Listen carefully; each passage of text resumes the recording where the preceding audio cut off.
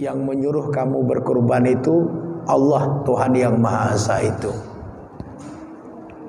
Tuhan yang setiap hari kamu sembah sehari semalam 5 waktu dengan 17 rakaat. Itu yang memerintahkan kamu untuk menunaikan ibadah kurban. Kalau kamu mampu tapi tidak mau menunaikan ibadah kurban itu, lalu sebenarnya yang kamu sembah 17 rakaat sehari semalam 5 waktu itu siapa?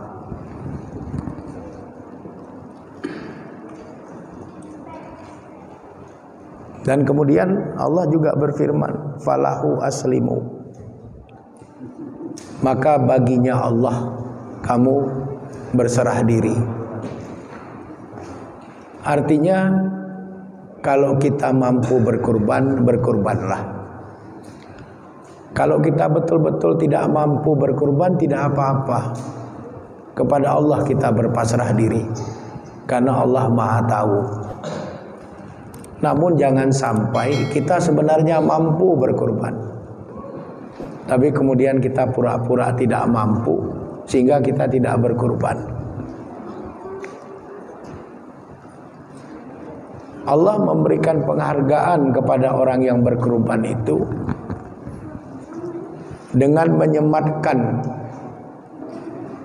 satu penyebutan, yaitu al-mukhbitun. Jadi orang-orang beriman yang berkemampuan untuk kurban lalu dia berkurban, dia menjadi bahagian dari al-mukhbitun, menjadi bahagian dari hamba Allah yang oleh Allah dikatakan sebagai hamba yang tunduk dan patuh. Jadi kalau ada hamba Allah yang beriman, yang sebenarnya dia berkemampuan untuk kurban tapi dia enggan untuk berkurban, berarti dia bukan al-mukhbitun, dia bukan hamba Allah yang tunduk dan patuh kepada Allah. Dan tidak perlu ada kabar gembira untuk dia, karena kabar gembira itu oleh Allah diperintahkan untuk disampaikan kepada al-mukhbitun. Fabasyiril mukhbitin. Maka berilah kabar gembira kepada al-mukhbitin atau al-mukhbitun, orang-orang yang tunduk dan patuh kepada Allah.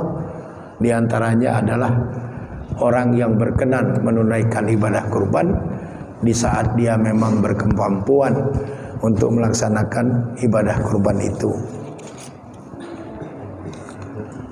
Sering sekali orang mengelak dari ibadah kurban ini dengan mengucapkan kalimat, tahun lalu saya sudah kurban, maka tahun ini tidak lagi. Atau sudah setiap tahun saya kurban, maka tahun ini saya nggak kurban lagi. Sering sekali kita mendengar orang-orang yang berkemampuan tapi tidak mau berkurban dengan mengalaskan sudah setiap tahun dia kurban. Apakah alasan seperti itu secara hukum di dalam Islam bisa diterima? Jawabannya tidak bisa diterima. Kenapa tidak bisa diterima? Karena di dalam hadis riwayat Imam Abu Daud dan Imam Ahmad dari sahabat Mikhnaf bin Sulaim dan Abu Umamah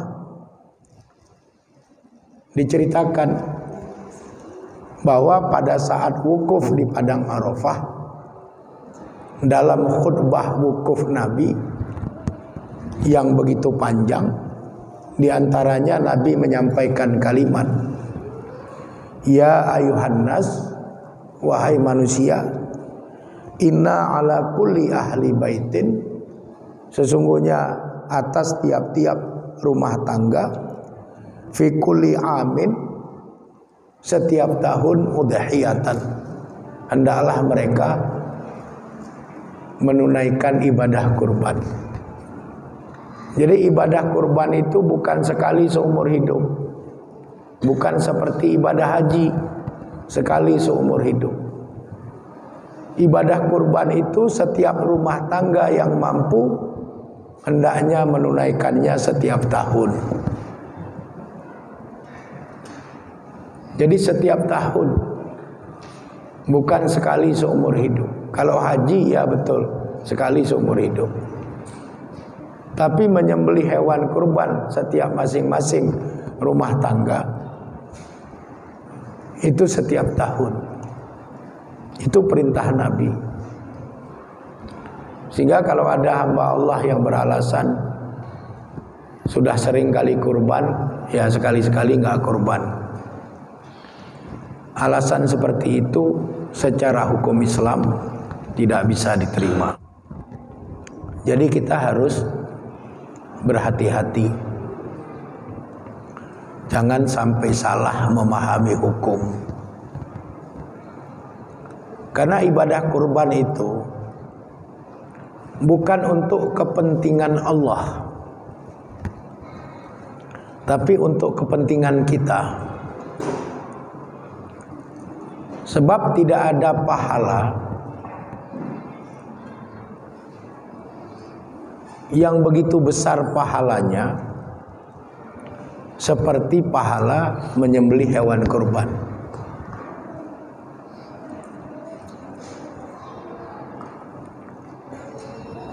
Jadi kalau kita sedekah misalnya, satu yang kita sedekahkan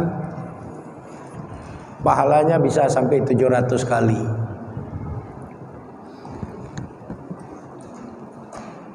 Sholat kalau berjamaah 27 kali. Tapi pahala orang yang berkurban sebanyak bulu hewan yang dia kurbankan. Fi kulli sya'ratin hasanatun.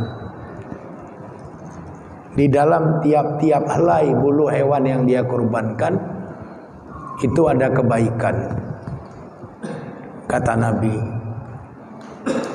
Kemudian sahabat bertanya, ma hiya hasanatun ya Rasulullah, apa yang dimaksud dengan kebaikan yang terkandung di setiap helai dari bulu hewan yang dikurbankan itu? Maka Nabi mengatakan ujurun. Ujurun itu jamak taksir dari ajrun. Ajrun itu pahala, ujurun itu pahala yang banyak. Jadi setiap helai bulu hewan yang kita kurbankan di dalamnya mengandung pahala yang banyak.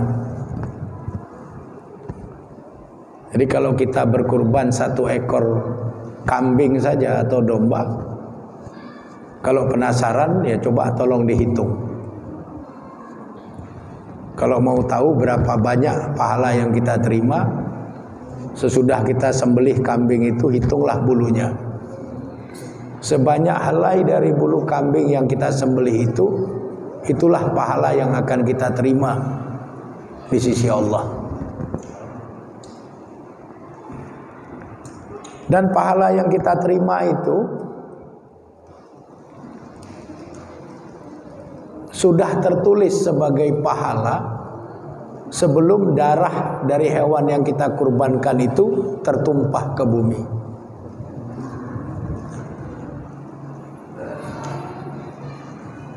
Jadi pahala yang kita terima sudah tercatat sebelum darah hewan yang kita kurbankan itu tertumpah ke bumi.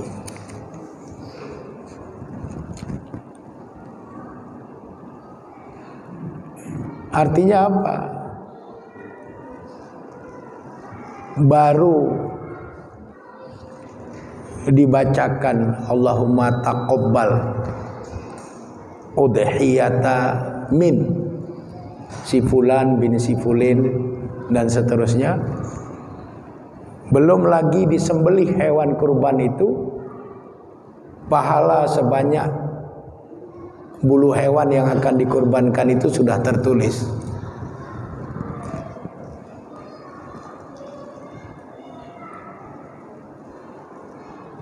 Jadi kadang-kadang lucu juga.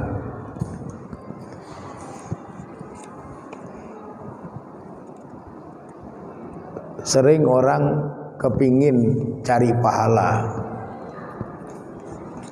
dikasih tahu jalan yang paling banyak untuk bisa mendapatkan pahala, tapi dia nggak mau.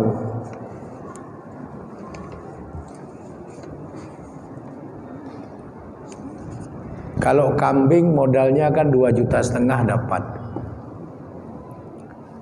Kalau 2,5 juta itu dengan 10.000 satu hari, setahun selesai. Ini 2,5 juta, 3 juta itu 10.000 saja satu hari. Kalau kita biasa ngopi sehari 3 kali, sekali ngopi 10.000, 3 kali 30.000, kita kurangi sekali aja kita ngopi. Ngopi 2 kali sehari, yang sehari 10.000, duitnya masukkan celengan.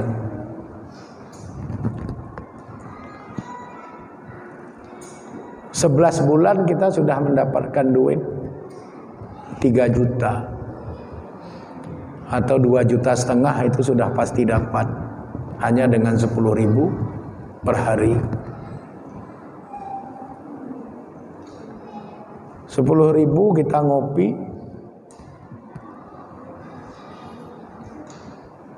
hasilnya kita buang di kamar mandi. 10.000 kita tabung sehari,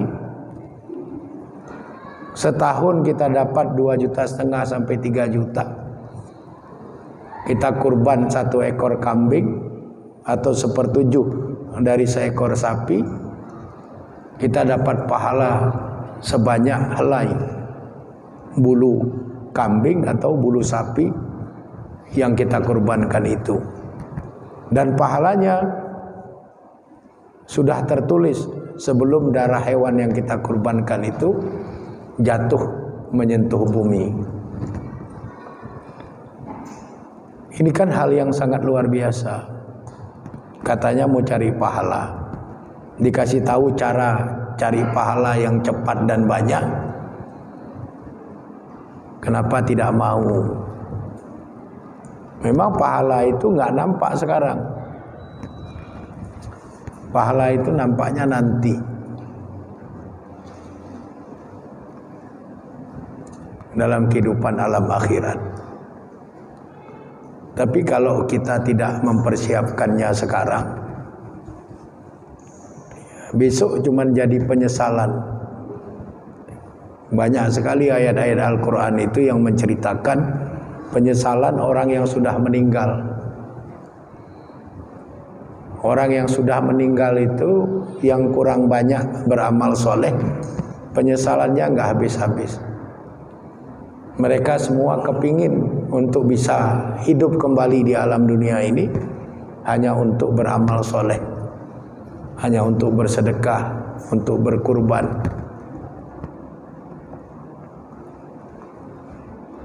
Dan kita yang masih diberikan sisa umur ini, maka marilah kita manfaatkan, kita jaga semangat. Tahun yang lalu kita dapat 13 ekor sapi kalau saya nggak salah. Ya. Nah, 13 ekor sapi. Tadi Pak Nasir Harahap menyampaikan gambaran kasar, sementara 9 masih kurang sedikit. Kalau kita bersungguh-sungguh dalam waktu 1 bulan ke depan ini,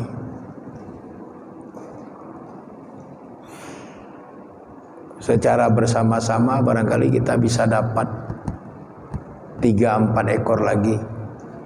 Kalaupun gak lebih banyak dari tahun yang lalu, minimal menyamai dengan tahun yang lalu.